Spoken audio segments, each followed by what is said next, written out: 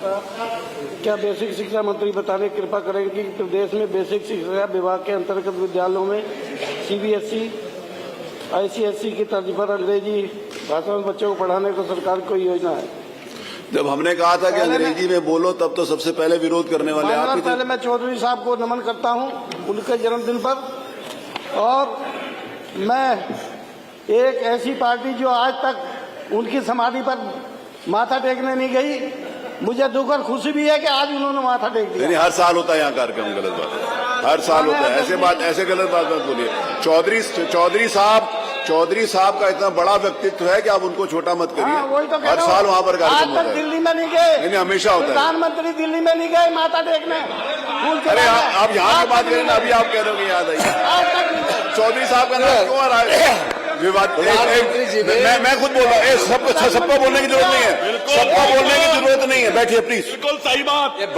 राजेश बैठिए, राजेश जी बैठिए, मिस्टर राजेश बैठिए। कमाल तो हर आदमी को बोलने की जरूरत नहीं है।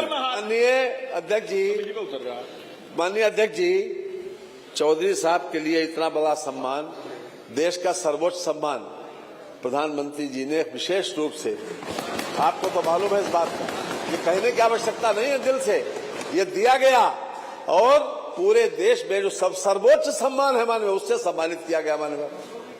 तो उसके बारे में इस प्रकार की बात कम से कम नहीं कहना चाहिए सदन में। इतने बड़े लोगों को छोटी बात में मत घसीटा करो। किसानों के मरने के बाद दिया है, 700 किसानों के मरने के बाद। मैं अपने प्रश्न पे आता हूं। कभी दिया गया, इसकी खुशी नहीं है। अरे भाई दिया उनके लिए, उनके लेवल का। चलिए आइए, अब बेसिक शिक्षा पे पूछिए। खुशी होती लोगों के लिए करते। मैं मंत्री जी ये बताने का कष्ट करें कि आप कहते हैं सबका साथ, सबका विकास और सबका विश्वास। क्या है जो गरीब का बच्चा आज भी फर्श पर बैठकर पढ़ रहा है, उसको बराबर का दर्जा दिया जाएगा? अरे अंग्रेजी फर्श पे पढ़ो या जमीन पे पढ़ो, अंग्रेजी तो एक पढ़ाई एक सी होनी चाहिए।